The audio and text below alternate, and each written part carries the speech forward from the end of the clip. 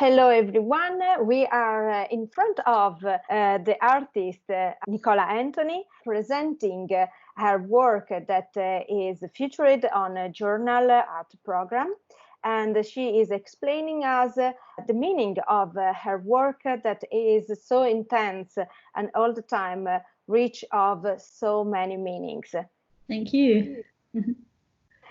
So let me know really your work and especially this specific work that is a very poetical work, much more than the others. So explain the differences of this work with your other works that are all the time based on words. That is a characteristic, the leitmotif of your works, of your career, like a sculptor, like an artist, a visual artist.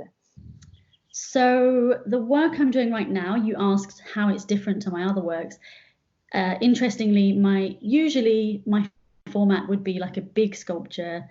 Often I use metal, and so it would be like a metal text sculpture. And then more recently, I have a small sample here, which I'll show you. Thank you. More recently, I've been doing some very micro sculptures. So making very, very small texts, which I then turn into sculptures. So you can see here, yes, a mesh, a net. And if I bring that closer, you might be able to see some words. Yeah, I can read. Yeah, so it's very flexible, very small. So it's really the opposite end of the scale to my other work.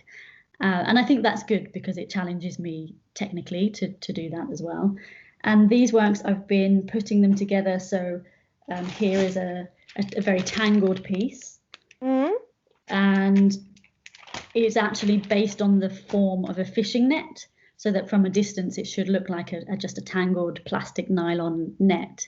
And then up close you can see there's actually a text in there. And these ones, they are actually containing a poem, which is a poem about migrants and their life stories. And the poem was actually made from quotes of hundreds of migrants who I interviewed. And I actually took from these interviews, I was really interested in their phrases and things they told me about hopefulness. And, a lot of the time these were very difficult stories, but I noticed that lots of people had something which is their coping mechanism, or something positive that they look towards that gives them motivation or helps them in the darkest of times. And I just thought that's a really interesting thing, that no matter where someone's from, how old they are even, that's like a human essence, that we all need that thing to help us keep going. So for some people, of course, it was religion. For other people, maybe it was social media or being able to connect with other people. For some people, it was a memory from a loved one, a word, a learning they'd had from their mother.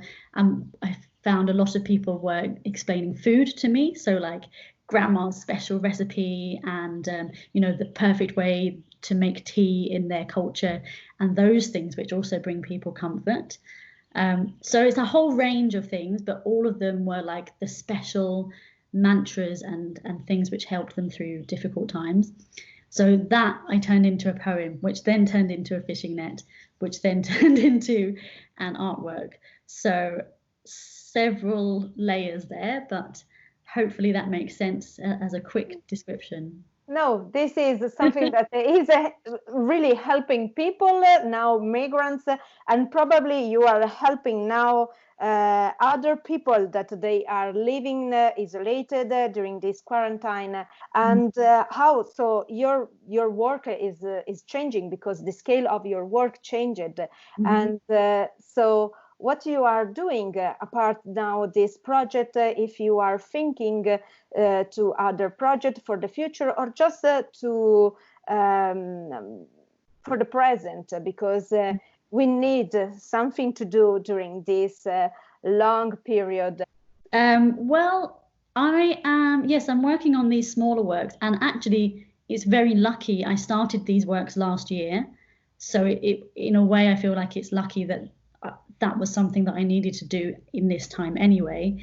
And thank goodness it's an artwork I can do just with my hands. I don't need my big tools and my metal casting equipment.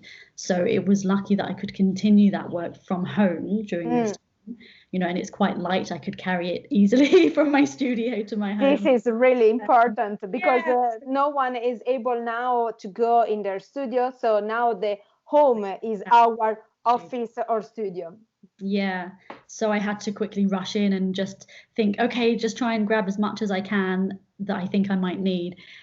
And of course, I forgot some things, and I have got other things with me. So now what I can work on from home is based around what materials I have here, or, you know, perhaps I can order some materials online. But it is very much more like paper and drawing, smaller scale. I've been making some very small very small texts. This is a thin metal wire. Yeah. It's got a bit squashed, this one, but it's a sentence that I've made that says, if you are in need. You know, I'm just playing with things like that. And I do make drawings. So I've been making some drawing text. So each dot is a letter. So that's a series of drawings that I've been continuing. And but I have to admit, you know, I feel there's a pressure or a desire in me to say, if I make a drawing every day about this isolation and the lockdown, then it would be a wonderful body of work to have afterwards. But it's actually too hard. And I know we've already discussed in the past that it's difficult actually to get lots of new stuff done during this time, because it is emotionally a difficult time, and sometimes that leads to not producing enough work. So I'm trying to be gentle with myself and not put too much pressure. But one thing that I am doing that I'm really excited about is the Human Archive project, which is a project that I've been running for about 5 years. It's a platform on my website. I've launched a website called humanarchiveproject.com, and it's basically an anonymous portal where people can write their stories. And I use that for lots of my projects. I put a call out, and it's an open call to the public to come and type their story, submit it, or they can send me a voice memo. So it's anonymous, but it's a way that people can just get stuff off their chest, and the exchange process is that they're able to do that, but they give me permission to use their story as part of a future artwork. So some people were saying to me, oh, will you open up the platform? Will you collect stories of isolation, you know, like isolation? Yeah, that's it. And because I haven't got a future artwork or like an exhibition lined up for that artwork, I hadn't thought, oh, I should collect those stories. But then I realized if people are asking for it, then actually that's something that people need, and it's something I can give back if it enables a kind of catharsis or just to get some stress off of their chest. So I decided to do that, and lots of stories have come in.